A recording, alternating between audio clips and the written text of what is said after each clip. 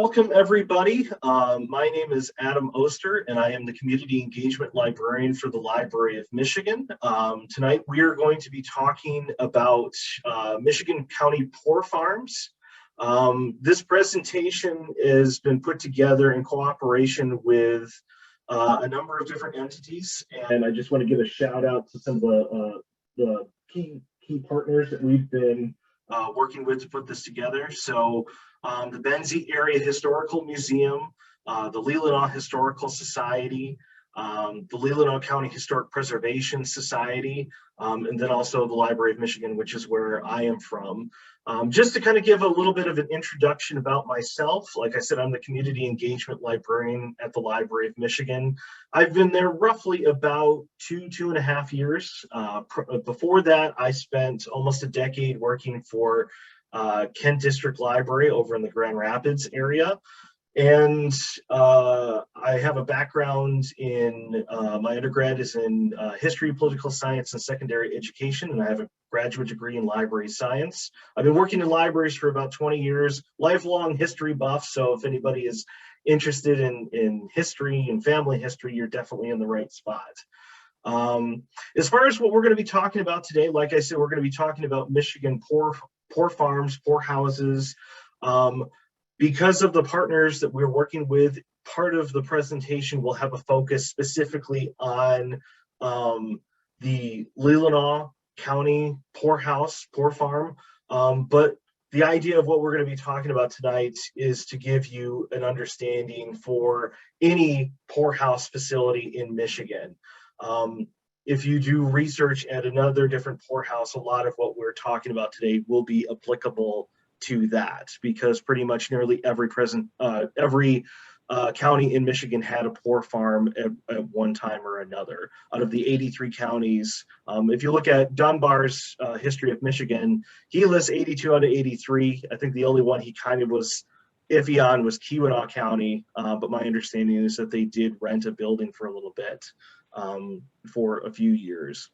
So as far as my interest in poor farms, I started learning about them when I was taking a class through Grand Valley State University about a decade ago, and had to do a project that dealt with the history of something in the Grand Rapids, Kent County area, and found out that the former Kent County poorhouse was just down the road from where I was working in the Kentwood area. So did a lot of research on it. Got really interested in it, and then as I was learning more about it, I found out that other counties had them as well, and eventually while up in the Leelanau area, happened to get in contact with Barbara Semker from the Leelanau County Historic Preservation Society, so I definitely want to give a shout out to her for helping get this all together. Ever since I met her, we've been talking about putting together a presentation, and it's great that this has finally come about. So just a little bit more about where the Library of Michigan itself, just so that people know a little bit more about us, because a lot of the things that I'm going to be talking about today you would find through our collections, or we would be a starting point. We're an institution created by the state of Michigan to collect, preserve, and provide access to the story of the state and support libraries in their role as essential community anchors. We've been around since 1828, started during Michigan's territorial days. And the Library of Michigan has served state government and the people of Michigan much as the Library of Congress works at the federal level. We were first located in Detroit, and then when Michigan became a state in 1837, we transitioned to being the Michigan State Library, moved to Lansing when the state capital transitioned from Detroit to Lansing, and then existed in a number of different buildings. We were in the Capitol building up until the 1920s, and then Public Act 540 in 1983 transitioned us from being the state library to the Library of Michigan, which is sort of set at everything of what we are to right now. And then our current building, the Michigan Library and Historical Center, opened in 1988, and we've been there ever since. So if you ever get a chance to go there, I certainly encourage you to do so. We reopened in August. We were closed for 16 months during much of the COVID closures in the state complex. Just a little idea of what we look at on the inside. This is what the atrium looks like when you're looking from the 4th floor down. So floors 2, 3, and 4 on the west side are all us. Different things in our collections, different joint documents, any document that is produced by Michigan government, we try to get have in our collection, different annual reports from departments and agencies and commissions, compiled laws and rules. The big thing that a lot of people will use for doing any sort of research on Michigan itself is the Michigan collection, which has everything from newspapers, periodicals, gazetteers and city directories, plat maps, county and place histories, cemetery transcriptions, other unpublished material. We also are the home to the state law library. We also have a rare books room. We're always on the lookout for stuff. So if you ever find something that you have that's a Michigan item that you're looking to try and find a home for, we certainly encourage you to touch base with us. Another sort of connection that I have when it comes to poor farms is as I started doing this research, I found out that my own great-great-grandmother, Hattie Oster, was an inmate at a poorhouse for a few months of her life before eventually being transferred to the Traverse City State Asylum. She was at the Gratiot County Poorhouse, and this is just an image of her, that facility, and you can actually find one of the register books at the State Archives, which is also in the Michigan Library and Historical Center. It's on the other side of the building, and it actually lists there where it says Hattie Oster from Wheeler, Michigan, was there for a few months before going on to Traverse City. So just some images of other poorhouses. Like I mentioned a little bit earlier, nearly every county had one. Something that I found really interesting is that many of them were also used as their images for on different postcards. These are just a smattering of a couple of them. Out of all of these, I believe pretty much 2/3 of the ones that I'm visually showing you are gone. The Jackson County one, I believe it burned down. Ionia County, that was demolished. And you can just see where the cemetery is at the Ionia State Recreation Area. The Midland one, it's under one of the retention ponds for Dow Chemical. Kalamazoo's gone. One of the barns, I think, is still out there. Alger, it's actually still being used, but as a small apartment building. And the one in Carroll, Tuscola County, I'm not sure if it still exists or not. I want to say it's gone. But quite a few of them have been demolished after they were no longer being used, but you can still find examples of them out there. The one in St. John's, the building is still there. Trying to think of some other different ones, but if you rattle off a county name, I can probably tell you if their building still exists or if it's gone. So we're going to start a little bit talking about sort of the origins of Michigan poor law, get a little bit then into the history of the Leelanau facility and how that sort of fits into all of this. And then the second part of the presentation, we'll be talking about how to research an inmate or person who was residing at one of these facilities. As like a lot of the law in Michigan, it's based on legislation from those early New England states or other states that existed prior to Michigan becoming a state. Sometimes you can also say that poor law comes from that Elizabethan poor law that was going on in Great Britain.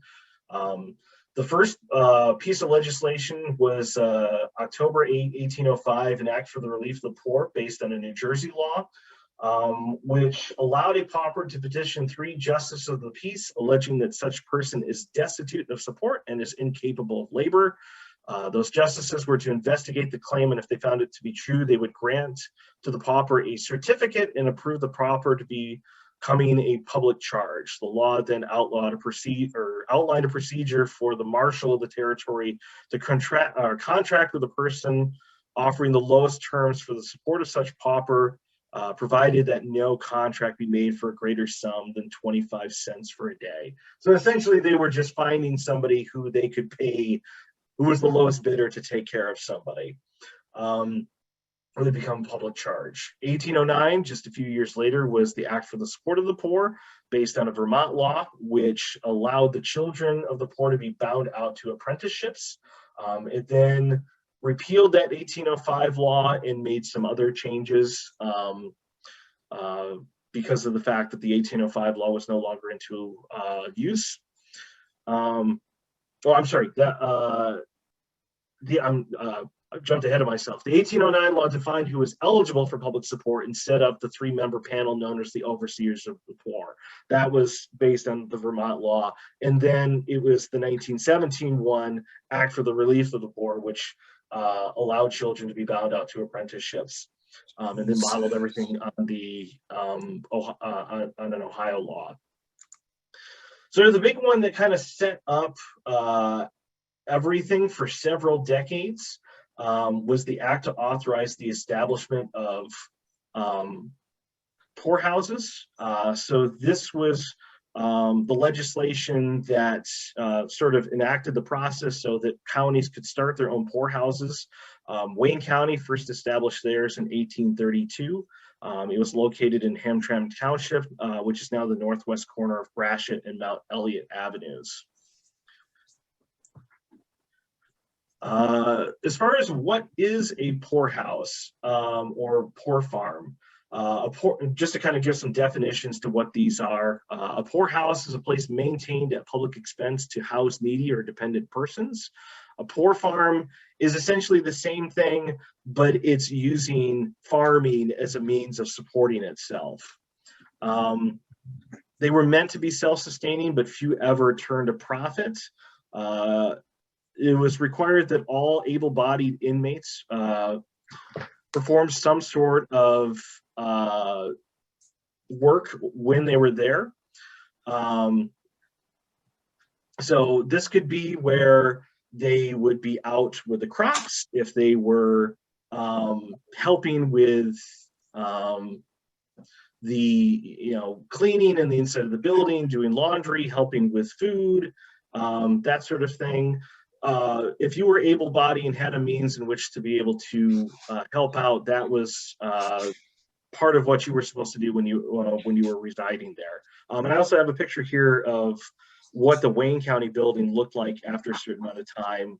That eventually became the Eloise hospital system that grew to like 72 buildings, and had both an asylum, a hospital, and also served as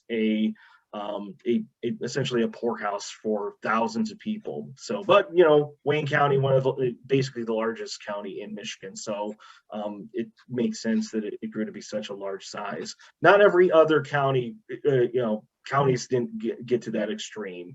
Let's see. When it comes to the facility names, it's important to know that the names of these places will change over time, depending on the time period and just the changes in the legislation.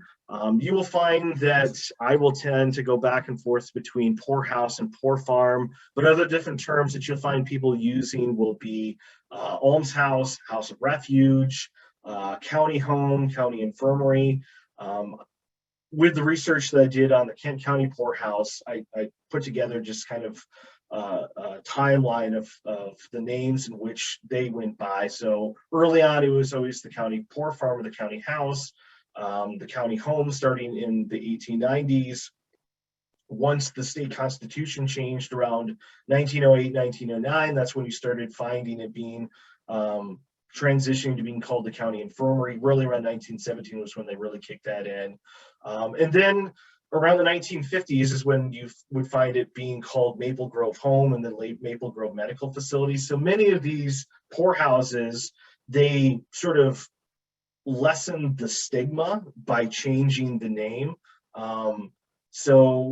And also trying to indicate that these facilities were taking on much more of a medical purpose, or more like a nursing home rather than just sort of a body warehouse, which many of them did have that sort of a feel. Overcrowding was certainly a big problem at many of these facilities. And then another law that's important to know is Public Act 148 of 1869, which is where everything really got codified again into a more, at that time, a more modern and revised legislation. So the act to revise and consolidate the several acts relating to the support and maintenance of poor persons. This would set things up for another several decades. Revised and consolidated all the previous acts relating to the support and maintenance of the poor, and then led to the creation of the State Board of Corrections and Charities. State Board of Corrections and Charities, created in 1871. Its primary role was to oversee the management of the charitable, penal, and reformatory institutions of Michigan. Now, eventually over time, this would change to a completely different entity. If you look in the state of Michigan's website today, you're not going to find the State Board of Corrections and Charities on there. You're going to find the Department of Corrections, and I think a lot of the other things that also fell under this would be under Health and Human Services today, if you were looking at the modern version of it. Its role was to supervise Michigan's jails, the almshouses, and other kindred places of detention and shelter, and then also compile statistics related to the dependency, delinquency, and crime in the state. This is kind of an umbrella sort of look of how it is if you're looking for something a little bit more visual. So we have the state of Michigan, the Board of Corrections and Charities, and then as we go across, we have the asylums or the state hospitals, first one being in Kalamazoo, which started, I believe, in 1859, Pontiac, Traverse City, Ionia, Lapeer, Cairo, Newberry, and then the psychopathic hospital at the University of Michigan in Ann Arbor. The one in Ionia was the asylum for the criminally insane. And the one in Lapeer was a state training school, which was where you had more people that had things like Down syndrome and other more chronic mental illness, but still had capacity in order to be able to be trained and functioned in some elements in society. We also have the Institution for the Deaf, Dumb, and the Blind, which is in Flint. The School for the Blind had been in Lansing for a period of time, and then they consolidated everything in Flint. The county poorhouses, we have the example of the Leelanau facility, but like I said, nearly every county had one. So you could insert Genesee or Kent or any others on there. I see there's a question, was the Kent County Poor Farm on 32nd Street between Breton and Kalamazoo? Yes, it was. It was at that location from 1855 until the 1970s, until they essentially moved the operations for the Kent one to what became Kent Community Hospital, or now Spectrum Health runs it. We also have the state public school in Coldwater. So that would be primarily kids that were orphans. You also had kids with certain mental disabilities that would go there. And sort of was a catch-all for kids that were not able to be taken care of locally at the county they were from, because it did become state law that you could not have children at any of the county poor farms. They were either taken care of elsewhere within the county, or they were sent on to someplace like Coldwater. The two reform schools, so the boys' school in Lansing, the girls' school in Atrium, and then the state prisons, primarily as Michigan was evolving as a state, you would have Jackson, Ionia, and Marquette being the main ones. And obviously the correction system in Michigan has grown much more beyond that, but those are the primary ones at that time. Let's look a little bit more at the local level as far as what the officials are. So the state, each county would have the superintendents of the poor, which were 3 elected officials that oversaw the county's poor department. Their role was to investigate the claims of individuals that applied for relief. Now, this did kind of vary from some counties, like Genesee County. I understand that what they did is that they just took 3 people who had already been elected to the Board of Supervisors and then delegated the responsibility of superintendents of the poor to them. but you're more often going to find where the superintendents of the poor were separate elected positions. Sometimes people would just run for them because they were trying to move up in office to other things, and so their interest in the role could sometimes vary as from one point of where they could care less of what they were doing to being very interested and altruistic in trying to help people that really needed relief. We've got the poor farm keeper or overseer. This is the person who supervised the operations of the county's poor farm or poorhouse. If they were married, there would be a poor farm matron who would then assist with the poor farm's female inmates. But early on, a lot of these facilities, it was mainly just the one person, the keeper, who was having to supervise anywhere from a half dozen to multiple dozens worth of people. Until eventually it reached the point that maybe the county hired in somebody to help out. Let's talk a little bit about the definitions of support. This is important for anybody who, if you're researching an inmate at any of these facilities or just getting to know the nomenclature of the time, it's important. So outdoor relief is the assistance in the form of money, food, clothing, or goods given to alleviate poverty without the requirement that the recipient enter an institution.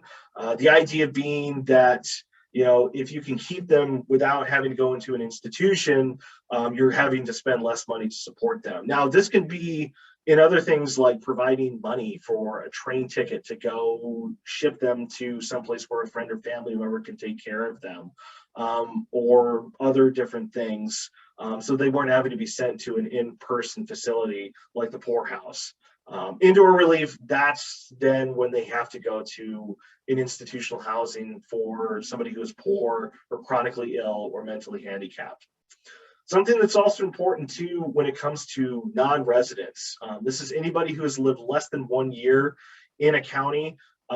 If they were looking for some sort of relief, they would either be transported to the last county of origin where they were originally living, or the county of origin would be charged for relief services. So if somebody had been living for several years in Isabella County by Mount Pleasant, and they all of a sudden showed up in Kent County or Genesee County, and they'd only been there for 6 months, and they all of a sudden needed assistance, they would either be sent back to Isabella County, or Isabella County would be charged for the services that Kent County provided them. And sometimes this even went on in depth. So if somebody had been in a county for a short time, they would sometimes even ship the bodies of the dead person back to the county of origin that they came from. You'll find some examples where at poor farm cemeteries where somebody died someplace else and nobody was claiming the body, and so the body was then sent back to the county of origin. Just to give a little bit more of a visual breakdown of what this looks like, we have our board of supervisors, our 3 superintendents of the poorhouse keeper, overseer, the matron, the poor farm laborer if they were contracting with somebody to do that, or hiring somebody on. You also see this sort of line going to the visiting physician. So they would contract with somebody. Usually it was the lowest bidder. So you're not going to find somebody who was really the top-notch surgeon of the area doing a lot of quality work for people. I see there's a question here, how about people from out of state? I believe that the same rule would apply for anybody that is from out of state, that they would be trying to send them back to the state of origin of where they came from.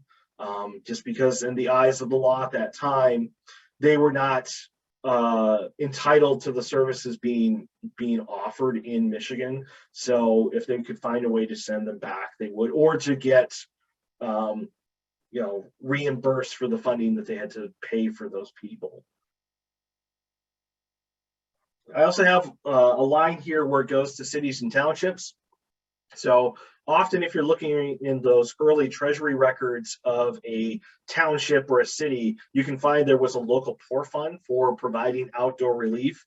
I know places like Grand Rapids had its own poor director, so their own little sub department that handled people there, but you can find townships that they had their own outdoor relief cache.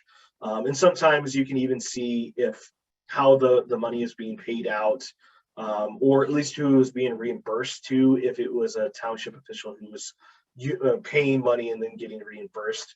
And then the county poor fund, that's where the money then gets sent over to the county officials in order to support the poor farm and the people that are working there and are sent to it.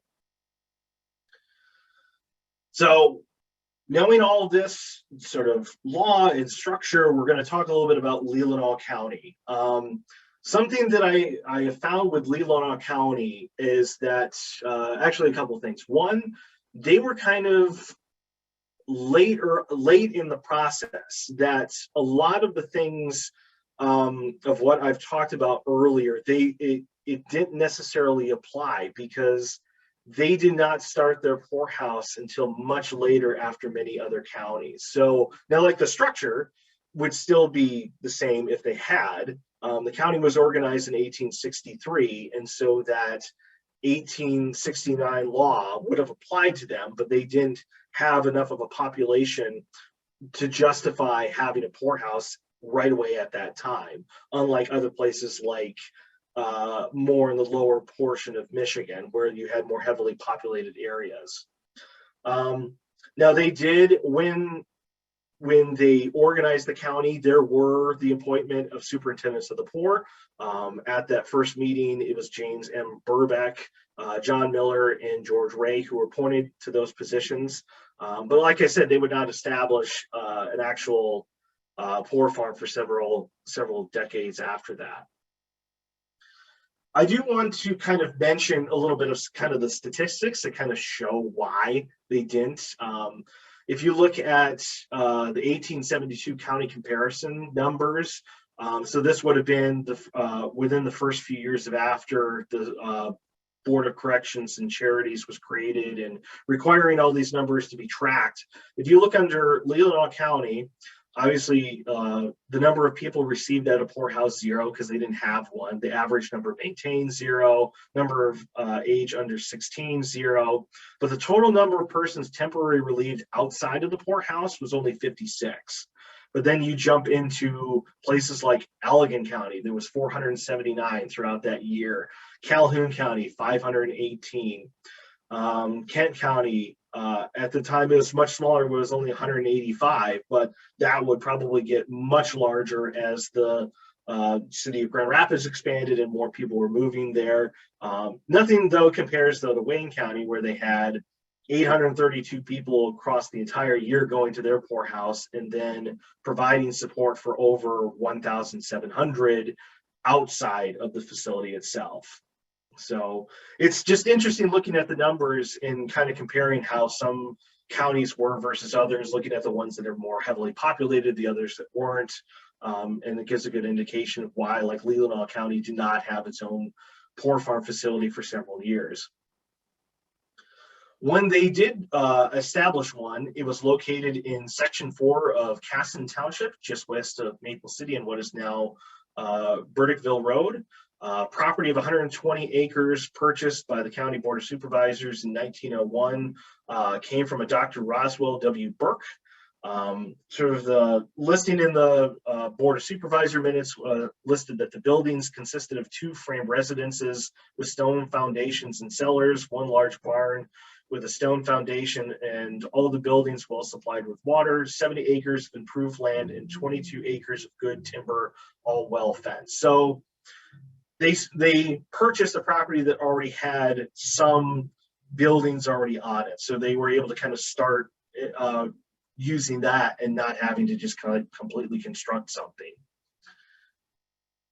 But they found that these buildings were in levels of disrepair, and it just wasn't worth doing any sort of repair on them. So they placed a resolution before the voters to build a new residence with a bond issue of $5,000, passed with a slim majority of just 9 votes.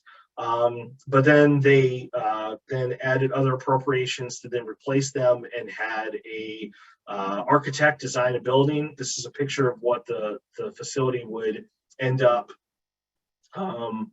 looking like once everything was constructed. Something that was kind of interesting is that as they were going through this process, they were going to other counties to look at what their facilities looked like. So there's this 1906 Charlevoix County Herald article where it mentions that they went to the Charlevoix area to look at what their facility looked like. And they even brought somebody from the Leelanau Enterprise, like there was a newspaper person that went with them. I see there's a couple other questions here. Any public-private partners, churches. So these facilities were all, publicly operated with tax dollars. Now, there were sort of partnerships in the sense where you would find nonprofits providing some sorts of assistance, or like helping out in some ways, whether they were providing clothing or volunteering at facilities. But I think that was something that took place much more later on in time. You weren't finding that really going on in the mid to late 1800s. But you would eventually, you're going to find some examples as I go along with the presentation where you had, women's groups and church groups that were doing things. Some of them would be offering like church services on site for the people that were there, and doing other different things, but it wasn't necessarily like it was a permanent partnership. It just tended to be sort of like, we're helping out today, but if somehow that relationship fizzled out, it wasn't like it was a set in stone relationship. I see there's another question: why are there no poorhouses today? As we're going along in the presentation, you're going to find why they sort of disappeared. Part of that just has to do with who's paying for what, and sort of the focus of how we have decided to direct our care for people that are poor and chronically ill. I'll talk a little bit more about some of the other legislation that goes on that kind of shows how these facilities have either evolved or changed. In some sense, there are some that still exist. If you're aware of the county medical facilities that exist in Michigan, there's about 43 of them. Those are sort of the offshoot of Michigan's poor houses and poor farms. One that's in the Lansing area where I live, the Ingham County Medical Facility, also called Dobie Road. That's an offshoot. It's on the same property of what had been the Ingham County poorhouse property. So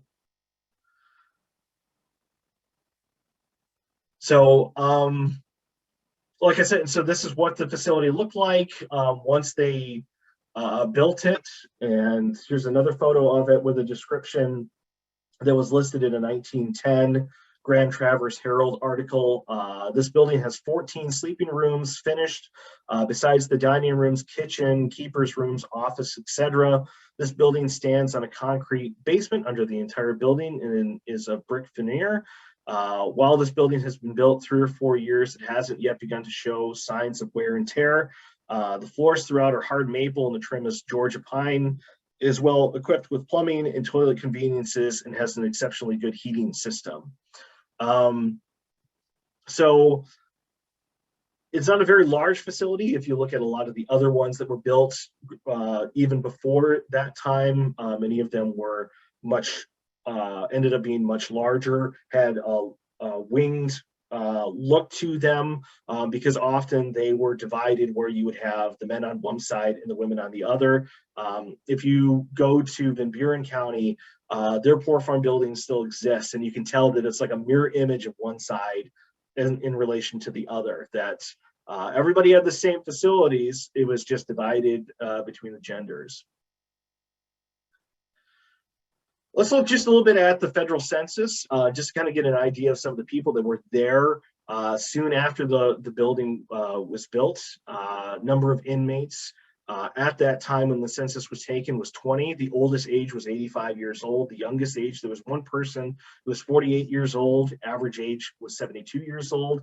It's interesting just looking at the birthplaces of these people. 4 of them came from New York, 4 from Canada, 1 from Sweden, 4 who were from sort of Germany, Poland, since Poland wasn't exactly its own country at that time. 2 other of German birth, somebody from Indiana, 2 from Ohio, and 1 person from Austria. But just not a lot in general. It just indicates that the population, even in 1910, of Leelanau County was not that large.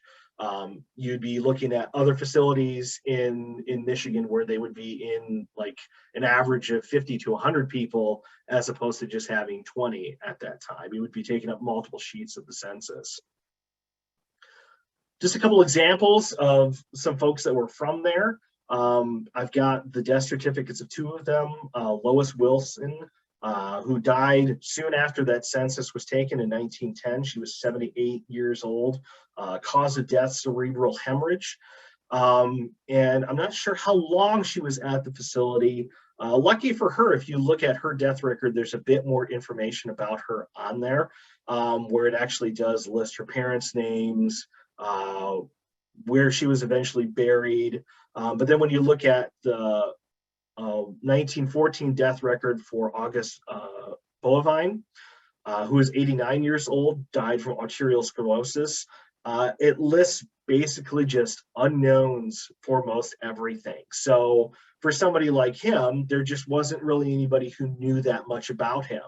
And you'll find that with a lot of records for people at these types of facilities, that there just really wasn't a lot to go on. So it makes it a bit more difficult to do research on individuals. But once we get to the second half, I'll show you some of the other types of records that you can use for researching these folks. Around that same time period is when the state constitution in Michigan changed. 1909 Michigan State Constitution changed the designation of county poorhouses to county infirmaries, basically to indicate the changes in kind of what the service was for, that you were dealing more with the treatments of people suffering from different diseases and indigent poor, and not just acting as these body warehouses. That finally the state was kind of getting that, like, we got to do more than just, put people in rooms and give them, just shelter, and that's about it. And then a few years after that, in 1921, Public Act number 163 created the State Welfare Department, which was the successor to the Board of Corrections and Charities. So as if you're researching an individual person, be aware that this changes where the nomenclature changes of what we refer to them as, who was in charge, as far as like at the state level. Everything was still sort of run at the county level, but as far as like any records that went on to the state, it's important to know that that's when the State Welfare Department started, as opposed to being under Corrections and Charities. As we move along just a few more years, we start getting into things like the Great Depression. In other different presentations that I give, I can usually show a greater change in how the Depression impacted inmates and county infirmaries. But with Leelanau, you really don't get that much, because the average number of people that was there on a given basis was 11 to 12 people. Even at the height of the Depression, the number of inmates at any given time was 14 at the Leelanau facility. If you look at other counties, it got into the hundreds. Like, you would see like 100 to 200 person jump just between 1928 and 1929 when the stock market crashed. But a little bit different with the Leelanau area. But still just interesting as far as like how the state was recognizing that it was important to kind of track those kind of numbers.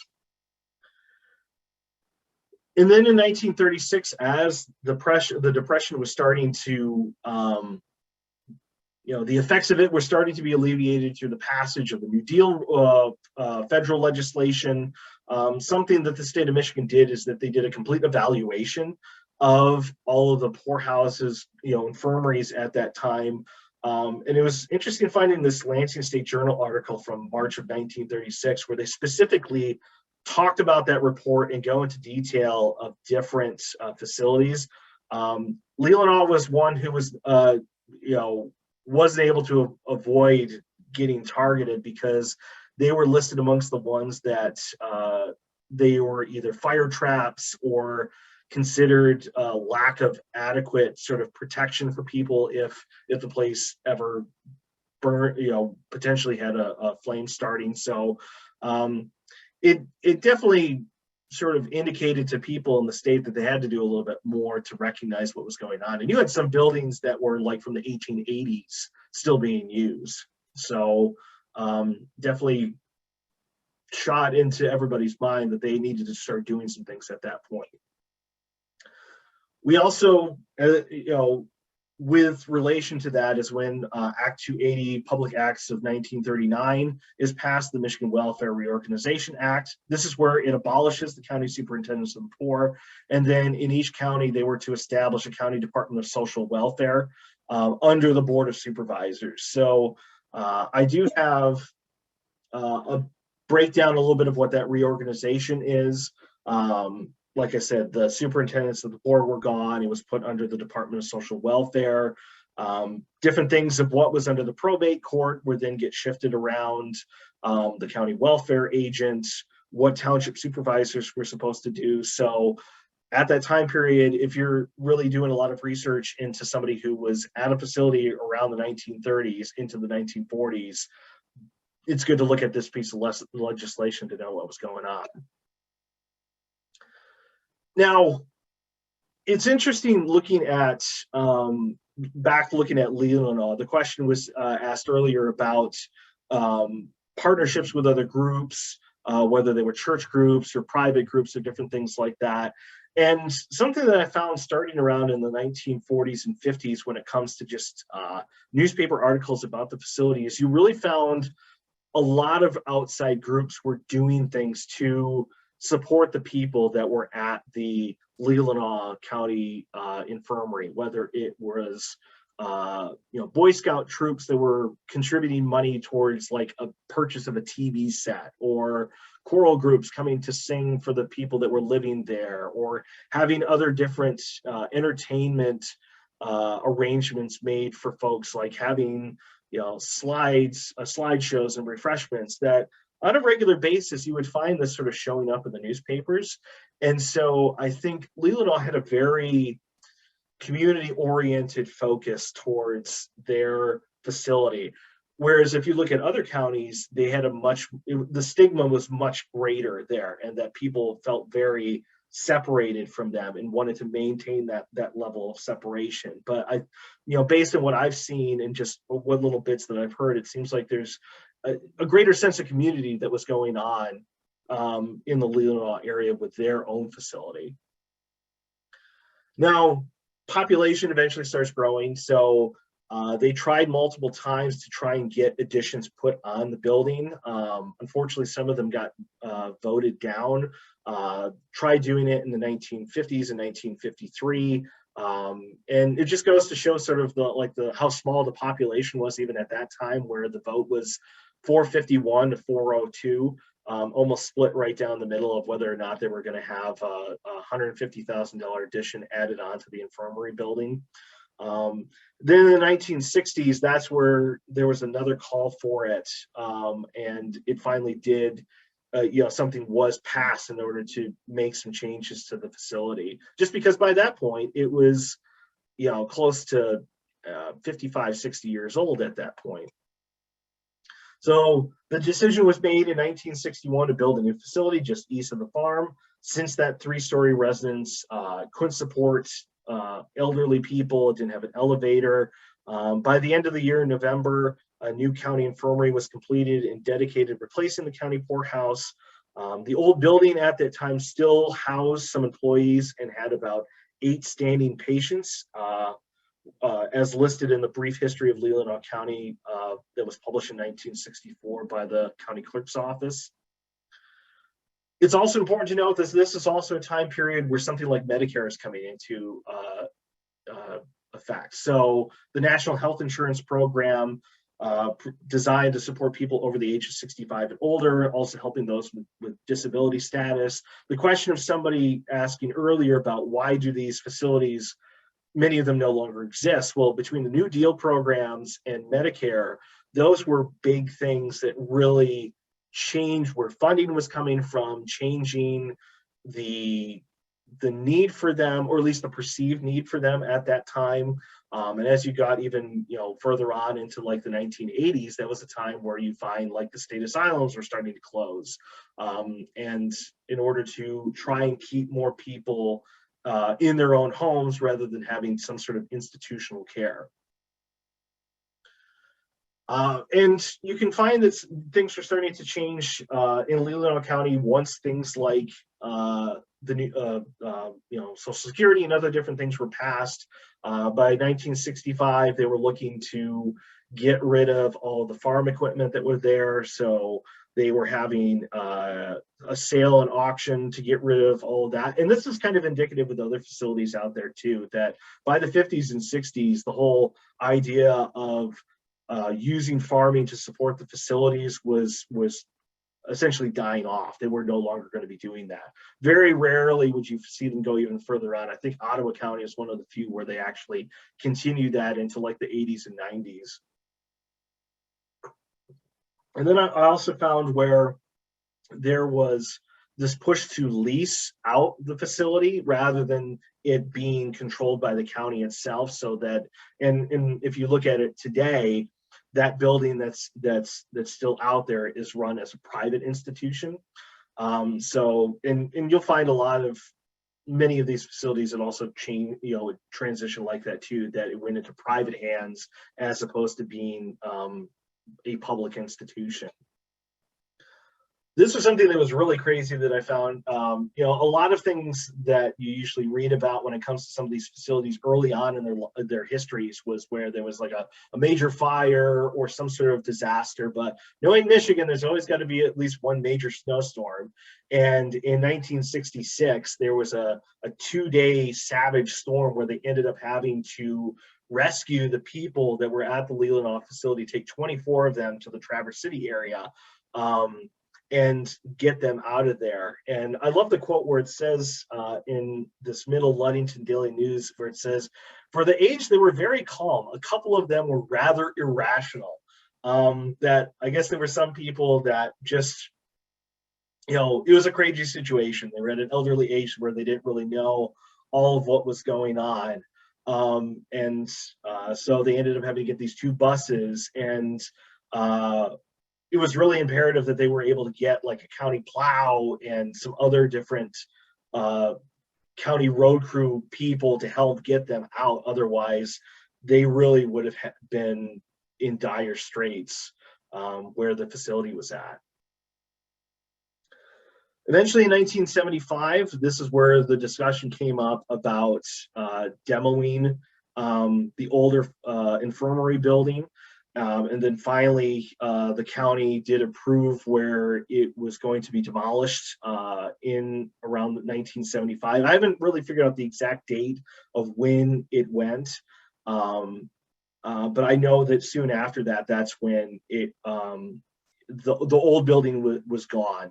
And then eventually the whole facility was then put into private hands. And if you go out there today, really one of the only things that's sort of left over, you can see kind of the aerial image here where on the right by the blue arrow, that's where the current, it's called Maple Valley Nursing Home is at. And then the current barn, Poor Farm barn that's still out there.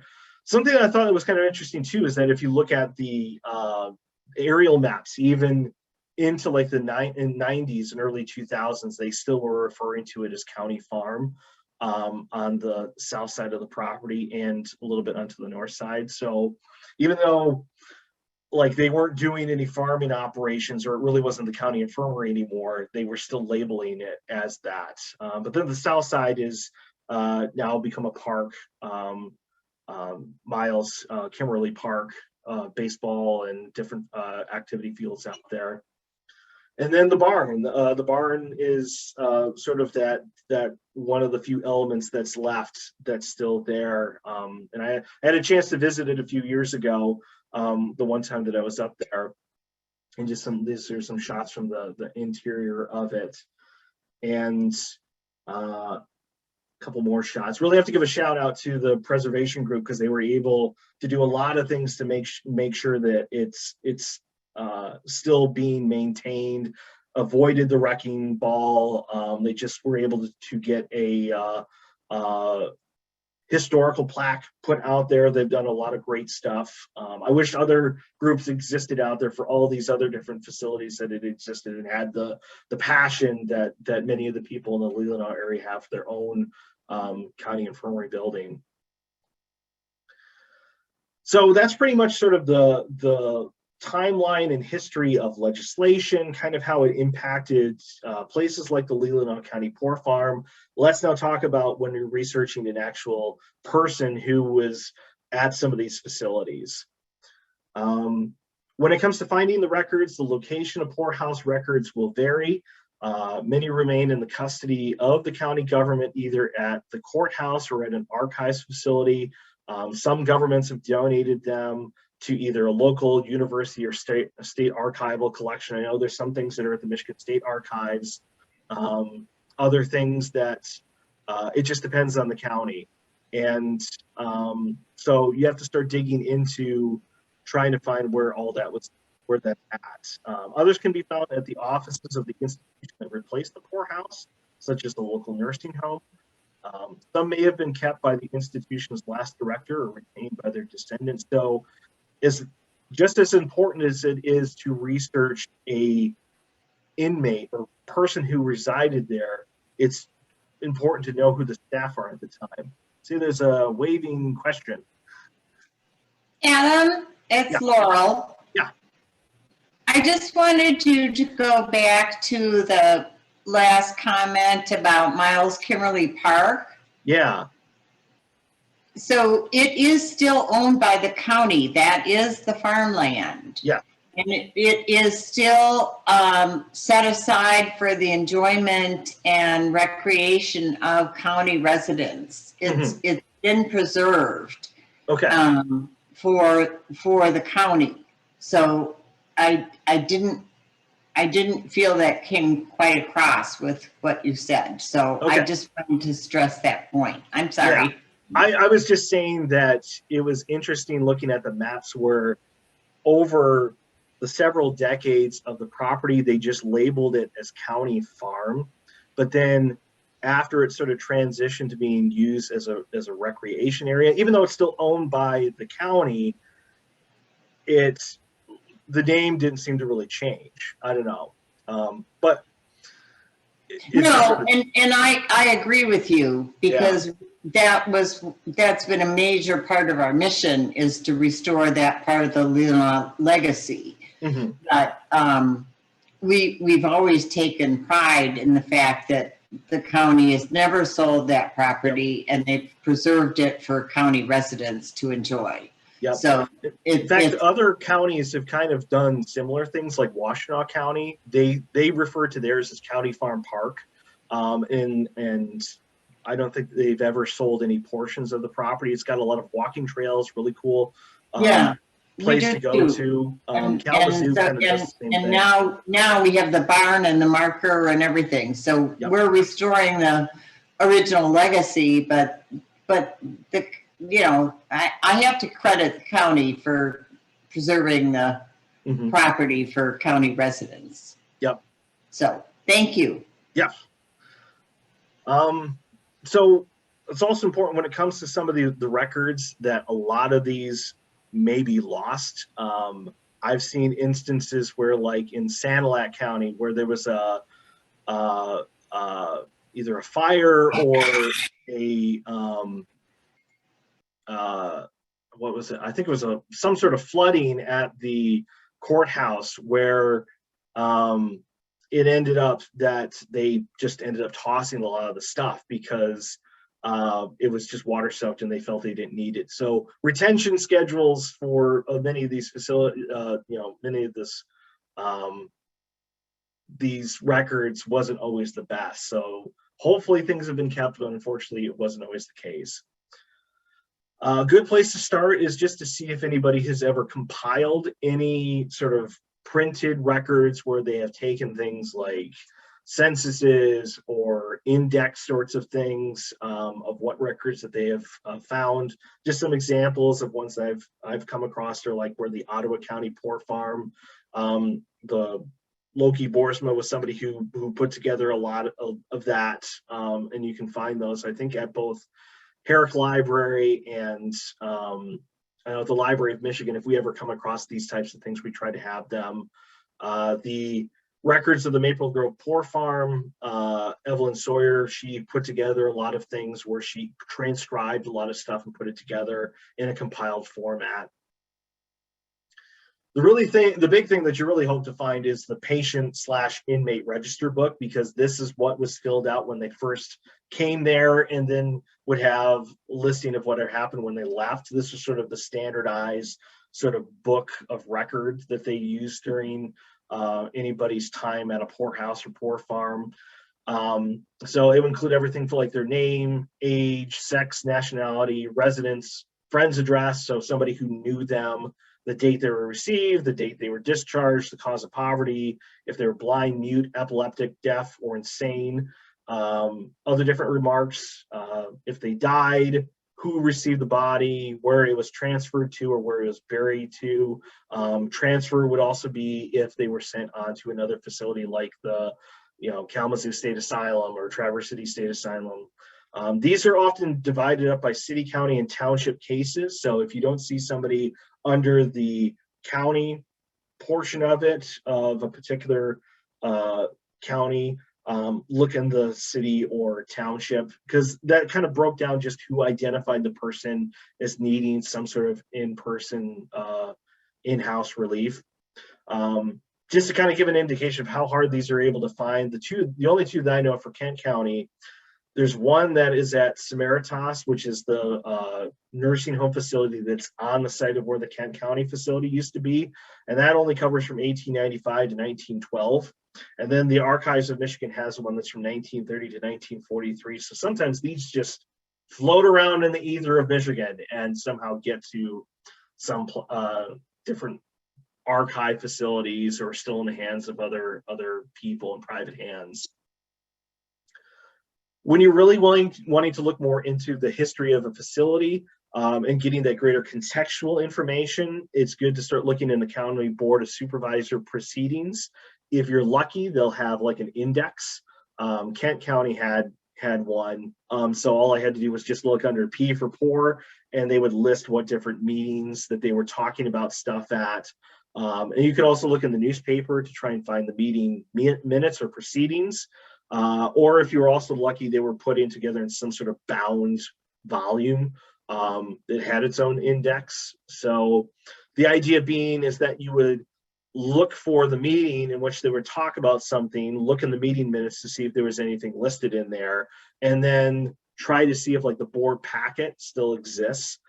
Some of them might be gone, but some of them may still exist, so it's good to look for those. The other thing that you want to look for is the annual reports of a county's superintendents of the poor, because these tended to be these multi-page volumes where it would give just different statistics, the causes of pauperism, number of people that died, list of nationalities, the type of money that was being spent, just a greater, some of them would even have narrative write-ups of what was going on during a particular year. By knowing the meetings in which these were presented at, you can sometimes find these still within the meeting packets if the meeting packets were retained. So like this is one that's from the 1920s, and I believe I was able to find the corresponding packet of where it was in order to make copies of it through the county's archives facility. Now, what they would also do is send on copies of those to the state, and the state would create these abstracts of these annual reports where you get sort of a breakdown of things like the different statistics and the total number of people that were there. Many of them during the first few decades, they started doing these in the 1870s, that they would have like these narrative write-ups. Sometimes it would be multiple paragraphs on the facility. Unfortunately, they stopped doing that around the time that the Leelanau County facility was constructed and put into use. So I would have normally included something like that in my presentation, but I just couldn't find anything because they stopped doing it. So these are really cool to find if you can find them. This is just sort of a breakdown of what it was for in 1898 for the Ingham County facility, where it talks about where it's located, the type of facilities that it had, how it was warmed with furnaces and stoves, how people were treated, the type of food that they were given, different types of medical attendance, treatment for people that were insane or idiotic. You can still find like the more pejorative terms that they used are still in these things because that's just what the language was at the time period. Adding in fire escapes, where to take care of children, that sort of thing. So for other county facilities, the older ones, this can be really helpful. For some place like Leelanau, because it started much later on, you weren't going to have as much written in some of these abstracts.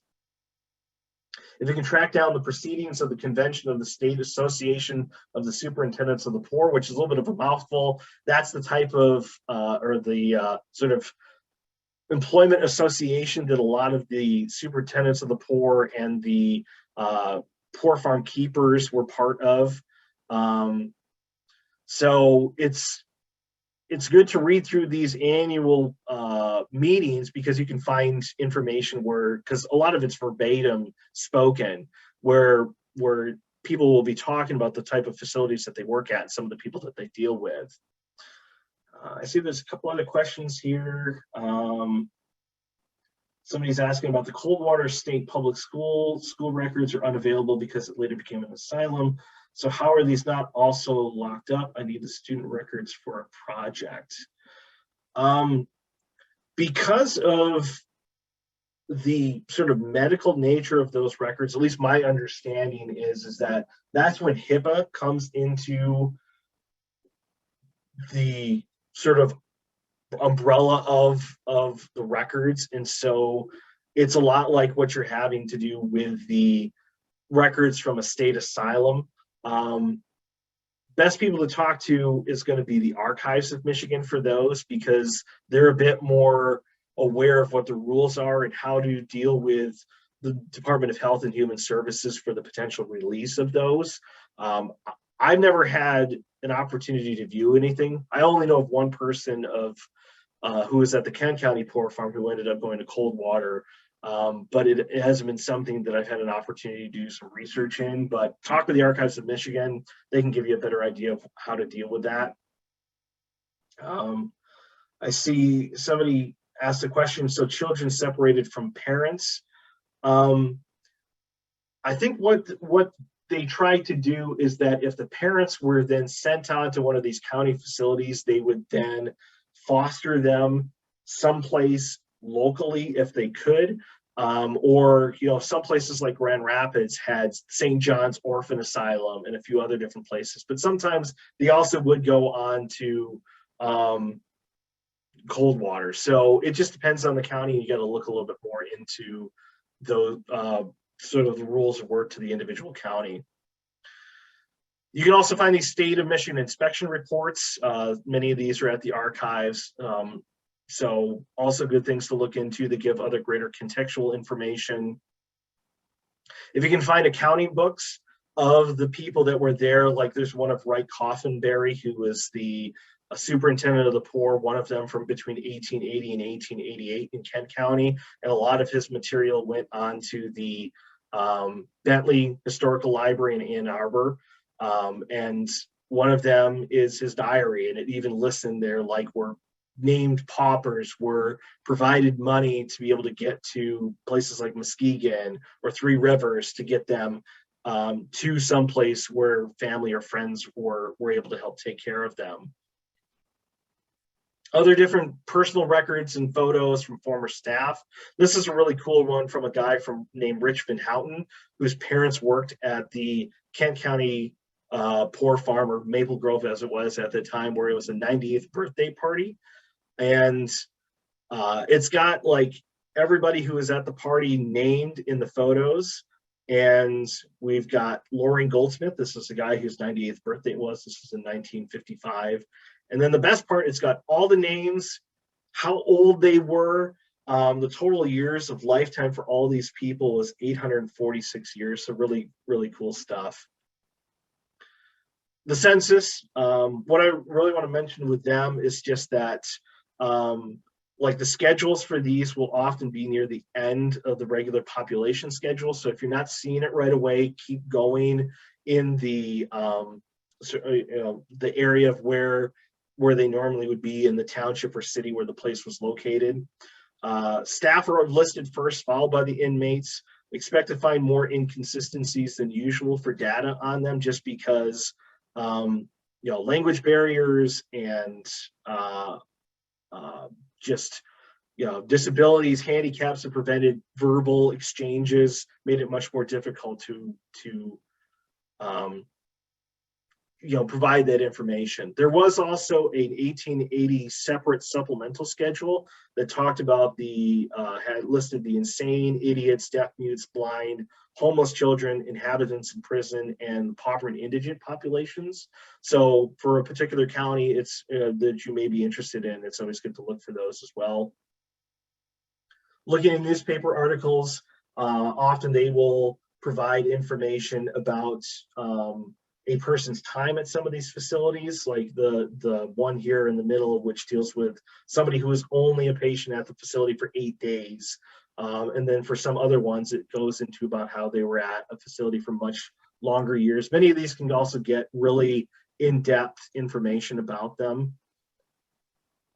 Just newspaper articles in general are really good because they can provide greater context and just sort of that day-to-day life. You really want to hope a newspaper did a lot of big write-ups on the facilities.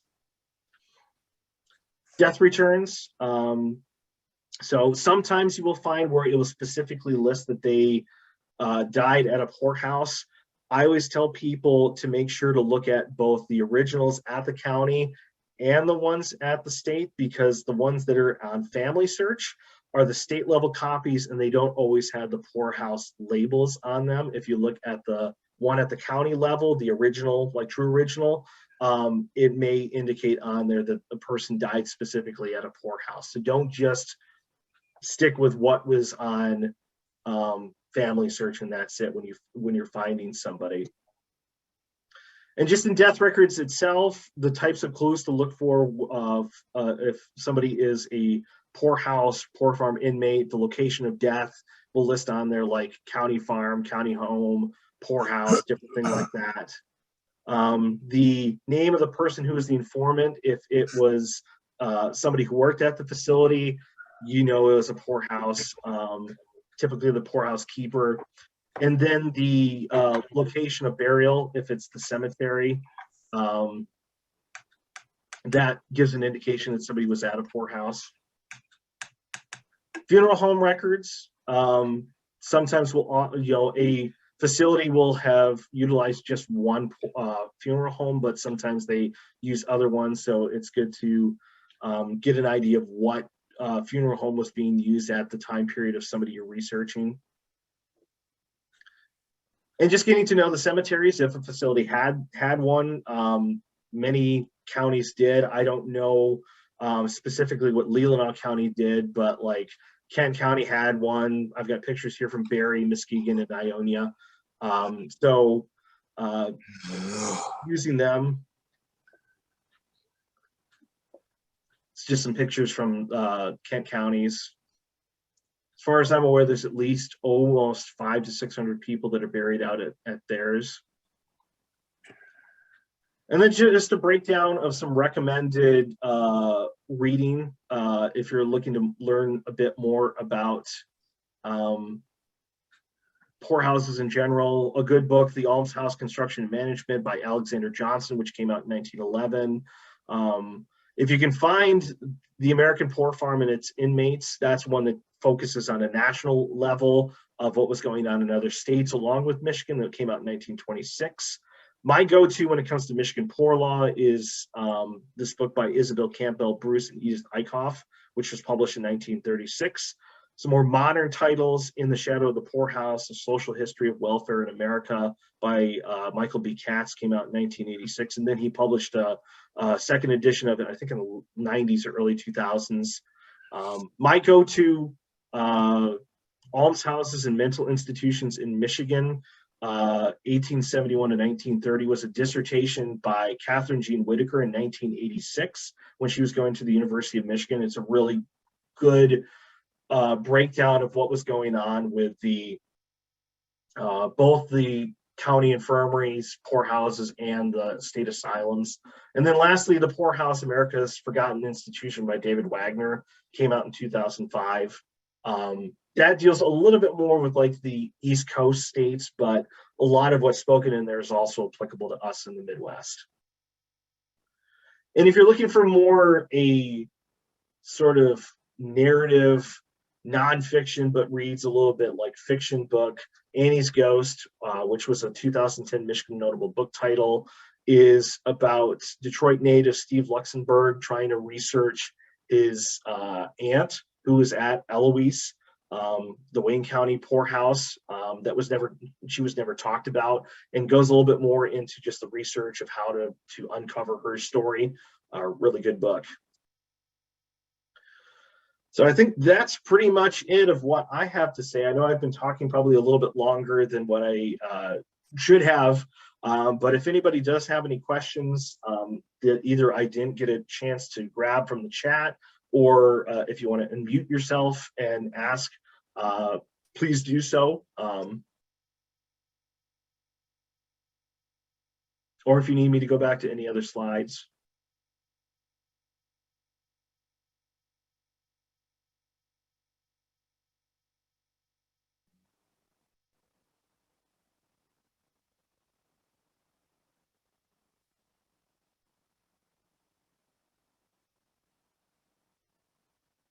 It's got to be some questions.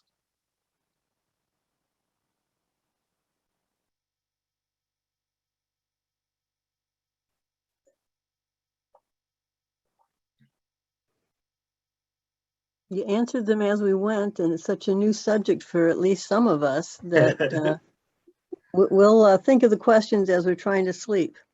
Okay. But we know where to find you. What's that? We know where to find you. Yes. I see there's one question somebody is asking, is the Library of Michigan open to researchers? Yes, we are. We are back open to our regular hours. Monday through Friday, we're open 10 to 5, and then Saturday it's 10 to 4. And one of the things that I will pop up here is just our contact info. So if you need to get our email address or phone number. Somebody asked the question, is this able to be watched again? Yes, we are recording it. So sometime next week, it will be up on the YouTube channel that the Library of Michigan puts content up to.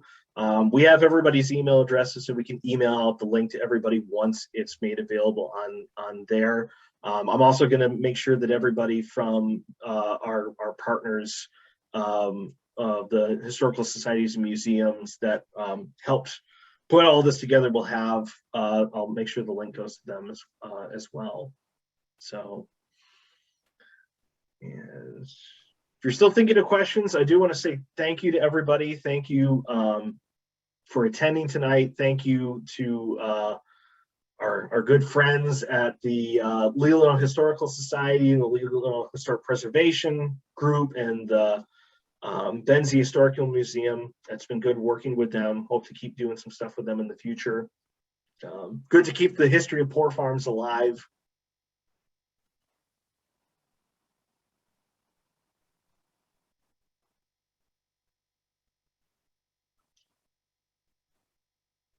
Adam, thank you so much. This is Laurel from Leelanau County Historic Preservation Society. This was terrific, just amazing. So excellent. Everybody got so many resources and so much information. I really, really appreciate it, and just couldn't be happier. Excellent. So thank you again. Well, and like I said, I'll put my email address in the chat just in case if anybody wants it, ostera@michigan.gov, or if you email just librarian@michigan.gov. I'm one of the people that monitors that email. So if something comes in, I'll be able to respond to it right away. The one other thing I'll point out is that a lot of what I was able to do with this was through some of the databases that we have for newspapers. So if you're doing research in Michigan, get a Library of Michigan library card. You can request it online through our website, and then you can get access to a lot of our different databases that we have. So Newspaper Archive, newspapers.com, library edition of them. We've got the Detroit newspapers like the Free Press and the News available. We just got the Grand Rapids Press for much of its back archives, and several others. If you look on michigan.gov/family history, it'll list all the ones that we have. So Adam, you mentioned a dissertation. Is that dissertation available somewhere? I think we have a copy of it at the Library of Michigan. I know the Grand Rapids Public Library has a copy of it, and I suspect the University of Michigan does, because that's where she was when she wrote it. Let me bring it back up. Almshouses and Mental Institutions in Michigan, 1871 to 1930. Catherine Jean Whitaker. I'd say it's about 200 pages long. She should have wrote it into a book. She could have. It was that good. I scanned a copy of it just so that I could have it to reference. And this was at a time where she had to go to like all these institutions. There was not anything like online research that she could do in the 1980s when she was writing it, but definitely good piece of research to look through to just get a better idea of what was going on during that time frame. Great, thanks. You're welcome.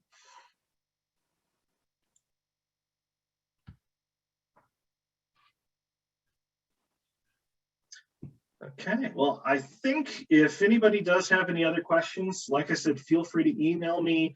The recording of this will be made available sometime next week, and then I'll get it emailed out to everybody.